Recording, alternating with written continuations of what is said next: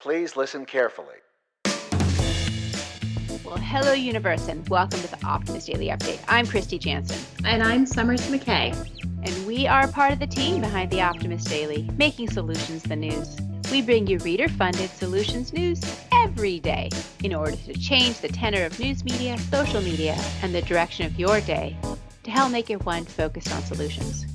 7 days a week, we bring you positive news stories written by award-winning journalists and delivered online to your inbox and through our social channels. And also, we are sharing these solutions in a commute-worthy, walk-worthy, home office-worthy podcast. Today is Monday, the 30th of August, 2021. TGIM, Kristy. Happy Monday. Happy Monday. Happy Monday. Gotta love Mondays.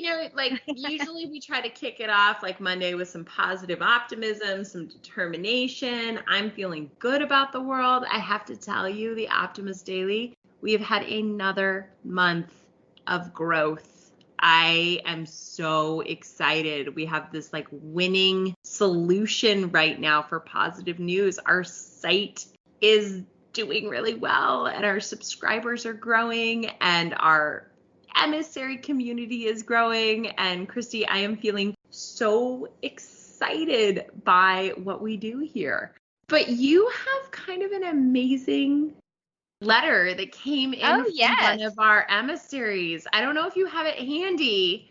Would you mind reading it to just kick off Monday? I mean, it's definitely made our day. Actually, on Friday was when we got this last week, but it says, "Dear Optimist Daily team, thank you for all the good you do around the globe. Your daily emails touch my heart, awaken my soul, and increase my hope by leaps and bounds. I am forever grateful for all of you who have courage to make this possible. You are angels on earth. God bless each of you. Sending you wishes of love and ocean of great gratitude. Love from one of our readers," which was so wonderful, from Littleton, Colorado. And I've been sort of sailing on that. And that also came with a relatively sizable check, which allows us to give some Optimist Daily scholarships to other readers and allows us to deliver emissary memberships and increase our reach. And it just feels super, super, super good to do what we do for a living. And you know what? Also, it was in a card with a quote from George Eliot. The quote is, "It is never too late to be what you might have been." So that was also kind of a nice thought. Speaking of it's never too late to be what you might have been, we received another email from an emissary member who asked if she could quote and include comments from the Optimist Daily and stories from the Optimist Daily in her upcoming book, which is all about going green at 70. So when that book gets published, we will surely share it with everyone. But that was such a cool idea that she was writing for an audience about how to go green at 70, right? Yeah. It's never too late. So anyway, I'm just feeling very... You're feeling the love. Feeling the love. I am feeling the love. So, okay, let's get to work, though. Tons of great headlines on the Optimist Daily this bright and chipper Monday morning. Do you want me to go first or you? You go first. I'm curious to hear your article. Okay. My pick for today, out of all of the amazing headlines, is the Guerrilla Guardian Club converts poachers into protectors in Cameroon. Once again, a story about it's never too late to be what you might have been, right? Right. So 8 years ago, the Igbo Forest Research Project was launched by scientists from Cameroon and the San Diego Zoo Wildlife Alliance. The overarching goal is to protect the Igbo Forest, which is an area of about 1,500 square kilometers in the Congo Basin, and all of its inhabitants, which include rare primates like chimps and gorillas that are obviously in high demand by poachers. So accomplishing this was a bit of a feat. They started the Guerrilla Guardian Club in 3 local communities. This club allows villagers to participate in monitoring the forest. There is a villager here named Jean Tittle who is heavily involved now in conservatorship of these endangered primates, while they used to make their living as poachers. They set up cameras, traps instead of actual traps, and use their tracking skills to collect data and help monitor primate populations. Are they getting paid for this? Is it something they're actually enrolled in a program where Yes. they get income?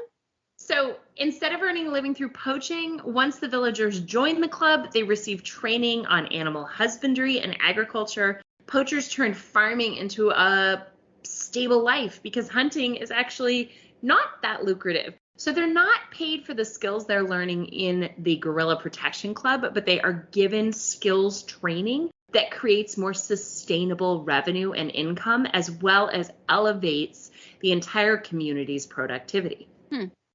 So local teachers in the villages are also trained by scientists to teach the youngest members to protect the rainforest and its wildlife, preventing that funnel for poaching. So it really is about engaging in a shared effort and energy using the skills, right? Poachers obviously were very talented at tracking these creatures and instead turning them into advocates for the creatures and then offering relevant skill sets and relevant means to income, revenue, and sustainability for that community. And it sounds like a lot of the strategy is actually in education and then giving beneficial skills, which are going to pay off in the long run in other Right. ways as well. Right. Right. And also kind of honoring the skill set that did have to get Sure. developed. Right. Yeah. So recognizing that it's not simply, and I think we've talked about this with coal miners and other communities that have had to reevaluate how incomes are made, that it isn't about saying, oh, what you did in the past was bad, although poaching is obviously bad, but instead the skills and tools that you learned, how can you take them into the next chapter of your life? I mean, poaching is bad for the gorillas, but it was giving meat. It was giving meat and money. So no, it's interesting. Well, speaking of skills training and how important that is, and starting young, it's there's a component of this which has young teachers also teach young people in the community about honoring the forest, which I love. The headline I'm going to highlight today also talks about teaching our younger folks great life skills. The headline reads, Illinois high schools equip students with media literacy skills. And this is a new program that is going to be launched in Illinois across the state, trying to address the, I would say, fake news problem? Well, the outbreak of misinformation and fake news as really just creating real issues for our society. Because fake news and misinformation, while it's not new, it's certainly far more viral than it used to be with the rise of the internet and social media platforms. And it's kind of all these new media just make misinformation, disinformation, bad actors that can spread lies just take off. And it's wreaking havoc on a population which is largely unprepared for this kind of confusing input. And that's something that the Optimist Daily is trying to really talk about, is how can we use these new media for positive good as opposed to for creating social unrest, And so especially right now, it's confusing, it's combative. The election was really impacted. The 2016 election was really impacted.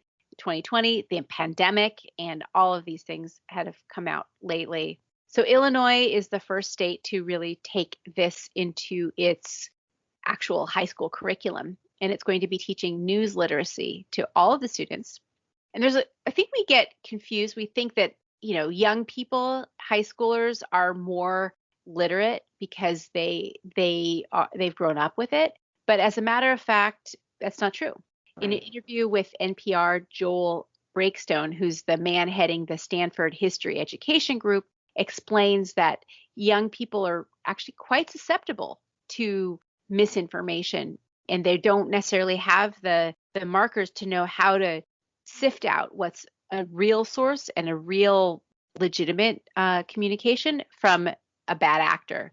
For example, he did a study with 3,000 students looking at a video which actually was produced in Russia, and he showed this as part of this is part of the curriculum. Actually, they have to analyze news content across different platforms, and of the 3,000 students he gave this particular video to, only 3 figured out that it was actually a video that came from Russia.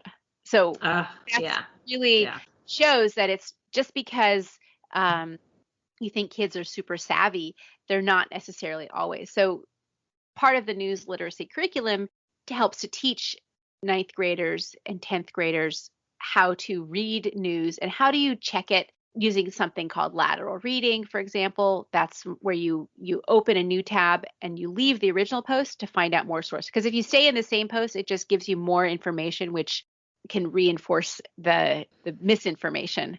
Well, and we talked about this before, right? That funnel of confirmation. Right. It's the funnel of confirmation where you ask a question to then confirm your question, to then confirm the answer to, and it just is teaching a different path is so imperative. Yeah. And also asking like who's benefiting for like there'll be a company writing about climate change or an organization. But if you look at its funding sources and it's funded by fossil fuel interests, you got to wonder, how are they going to be, shifting the narrative to soften the coverage? Or you have to kind of look at all the different areas to educate yourself. And in addition to the students, the teachers also have to be media savvy. And that's where the News Literacy Project comes in. Peter Adams, who's leading that, is training teachers, providing lesson plans, and sometimes actually bringing teachers into newsrooms to show the whole process of good reporting. So anyway, I think this is such an important subject. It talks about, media, the way that we're all exposed to it, it really has an impact on how we relate to the world. And whether you're caught in one news bubble or another news bubble, it's going to have huge influence on just how you understand what's really going on. Well, and I think that, this is a subject you and I could just continue to talk about for hours, but I saw a headline the other day from a major news organization that I previously had always seen be relatively responsible, and it was shared on social media, and it was just straight up headline bait. And I don't even know if anybody else has codified the term headline bait, but it used to be called clickbait. But now what I call headline bait is just headlines that are ambiguous and somewhat inflammatory, and they instigate more sharing of content, but most people don't even read the article. And we see this behavior all the time on the Optimist Daily. Articles get shared without, the number of shares on the site are so high and the number of reads remain relatively constant. It continues to be such an important thing for kids and adults to be taught media literacy. And then I would say that it also really is going to become of increasingly important relevance for journalists and for companies who do what we do to make commitments and pledges to not have misleading headlines or to sort of not succumb to this, because I was pretty disheartened to see this news organization that I had usually thought was relatively down the line be just straight up engage in manipulation. And I get fired up about it. But I'm gonna go back to my happy Mondays, and I think that the education is so important, and I love that you picked this article. Yeah, so I just feel like and we want to keep tracking it also. Yep, exactly. So I think you and I should do like a whole seminar on media literacy, Kristy. What do you think about it? Should we do it? I think that's a great idea. In fact, we've been talking about doing that. We just have to find the time and energy and some maybe extra funding. To make well, you know what? People keep sending checks, and Kristy and I will do a media literacy seminar. That's the plan, man. All right. Also on today's Optimist Daily, there is a laminate that changes colors to warn about dangerous structural damage. 3 telltale signs you should work out. Here is another reason to drink water regularly. It staves off heart failure. There is a new irrigation system that talks to plants to find out when they're thirsty. Very cute. And a tree gets planted in Uganda every time a baby is born 9,000 kilometers away. As always, that and much, much more available on theoptimistdaily.com. You know where to find us. You know how to support us. We are reader-funded, supported journalism. So please contribute to the Optimist Daily, become an emissary member, and we will keep sending you news that helps you be part of the solution-changing consciousness and addressing our world's biggest challenges with a problem-solving mindset, because that's what we do around here, and we love what we do. Kristy, thanks for being my partner in this. I am incredibly grateful for you. Thank you, Summers. You too. We'll be back tomorrow with more solutions. Thanks, everybody.